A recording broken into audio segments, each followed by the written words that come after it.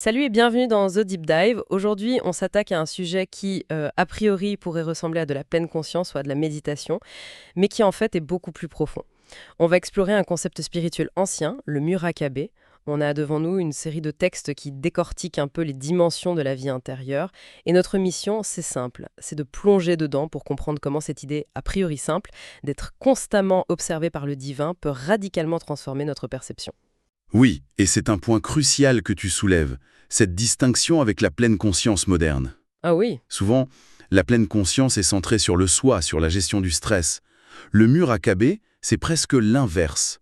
Le but, c'est pas de se recentrer sur soi, mais de décentrer son attention de soi pour la focaliser sur Dieu. D'accord. C'est une discipline qui vise vraiment à aligner l'intérieur, les pensées, les intentions, avec l'extérieur, donc nos actions, sous ce regard divin constant. Alors, déballons ça. Le mot Murakab, lui-même, qu'est-ce qu'il veut dire à la base? Alors, littéralement, il a plusieurs sens. Contrôle, observation, attente. Mais dans le contexte spirituel qui nous intéresse, il désigne une chose très, très précise. Vivre avec la conscience permanente, intime, d'être observé et contrôlé par Dieu.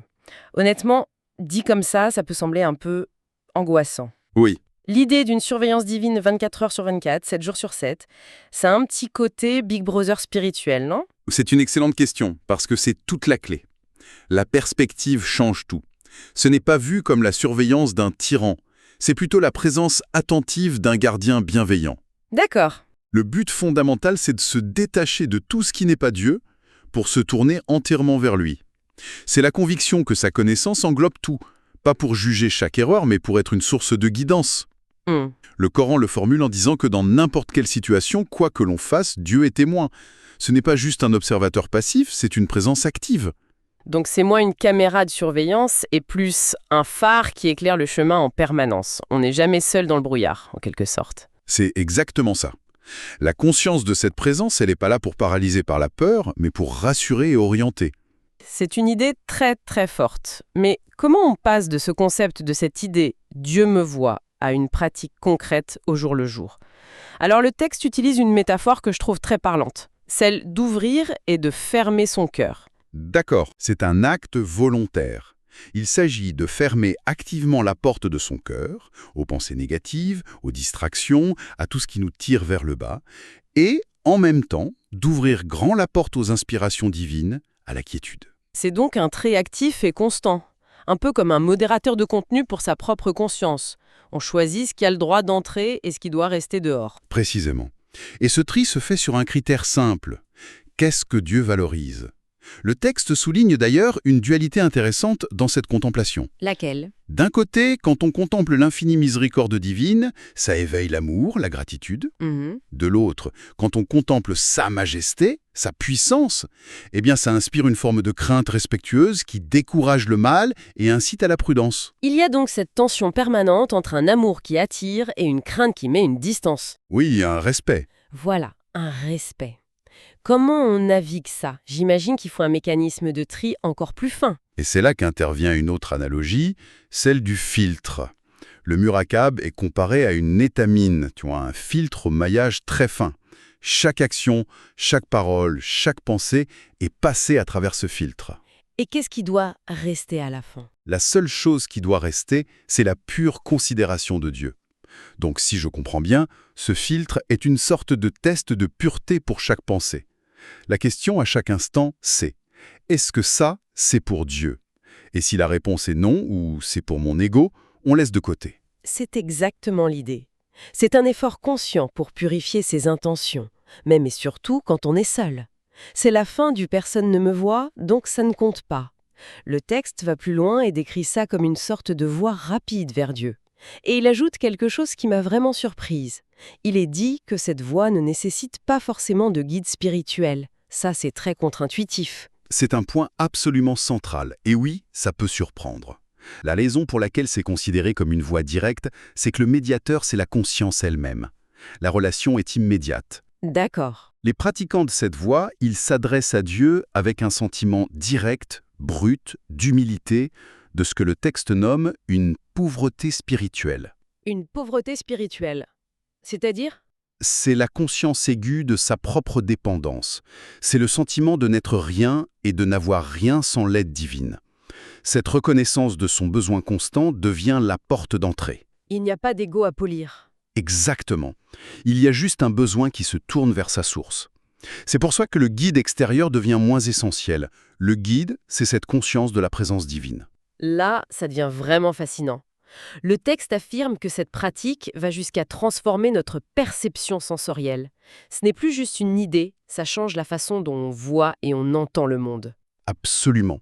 C'est peut-être l'aspect le plus radical.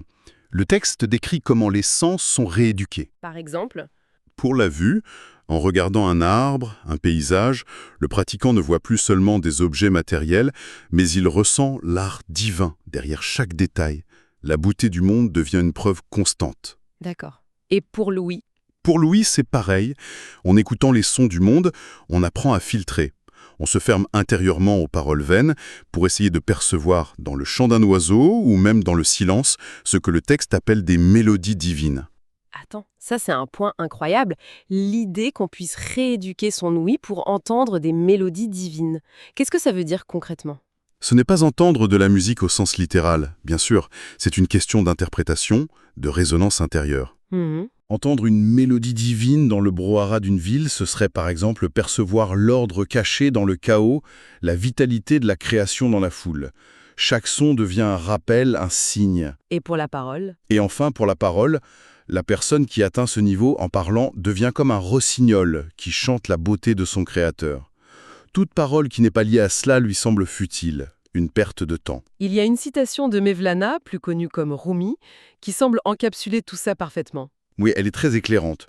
Rumi explique que Dieu se donne certains noms comme des outils pour nous aider. Ah oui? Il se nomme Basir, celui qui voit tout, pour nous dissuader de faire le mal. Il se nomme Semi, celui qui entend tout, pour nous inciter à retenir nos lèvres des mauvaises paroles. D'accord. Et il se nomme Alim, celui qui sait tout, pour que l'on prenne conscience qu'il connaît nos pensées les plus intimes et que l'on se détourne des intentions corrompues. Donc en somme, pour Rumi, les noms de Dieu, ce ne sont pas juste des titres théologiques. Non, pas du tout. Ce sont des outils psychologiques actifs. Chacun est conçu pour court-circuiter un de nos mauvais penchants. C'est une sorte de pare-feu comportemental. C'est une excellente façon de le dire. Pour Rumi, le murakabe est donc la protection ultime contre nos propres pulsions. D'accord, je suis convaincue par l'idée, mais concrètement, comment on s'engage sur cette voie? Par où on commence? Est-ce que le texte décrit des étapes claires? Oui, il en décrit deux principales.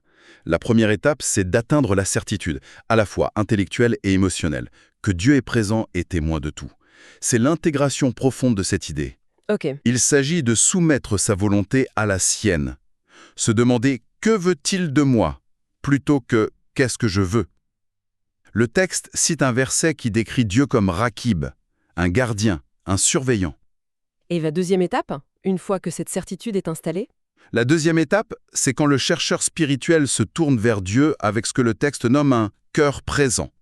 C'est un état très particulier. Un cœur présent. Imagine que tu attends quelqu'un que tu aimes à l'aéroport. Tu es calme, mais parfaitement alerte. Tu es patiente, mais totalement concentrée. C'est ça, le cœur présent. Ah, je vois. Un état de vigilance sereine, où l'on attend que les inspirations divines, les intuitions, affluent dans le cœur. Et le texte clarifie le rôle des rituels plus classiques à ce stade? Le zikr, le souvenir de Dieu, ou la rabita, le lien à un maître? Oui, et c'est très nuancé. Il est dit qu'à ce stade avancé de connexion directe, ces outils ne sont plus indispensables. La ligne est ouverte, si tu veux. D'accord. Cependant, et c'est un cependant important, s'ils sont pratiqués en accord avec les principes religieux, ils sont décrits comme lumière sur lumière. Donc il ne crée pas la lumière, mais il l'amplifie. Exactement. Ils viennent s'ajouter à une voie déjà illuminée pour la rendre encore plus éclatante. Tout ça semble être la mise en pratique d'un concept très central de la tradition islamique, l'ihsan. C'est tout à fait ça. Le murakabe est l'incarnation même de l'irsan. Ce concept est défini dans une parole célèbre du prophète Mohammed, paix sur lui. Oui. C'est adorer Dieu comme si tu le voyais, car même si tu ne le vois pas, lui te voit. Le murakabe, ce n'est rien d'autre que l'effort de vivre chaque seconde dans cet état de « comme si tu le voyais ». Et quel est le résultat final? Si quelqu'un persévère dans cette voie, qu'est-ce qui change durablement? Avec le temps, Cette pratique n'est plus un effort conscient, elle devient une seconde nature.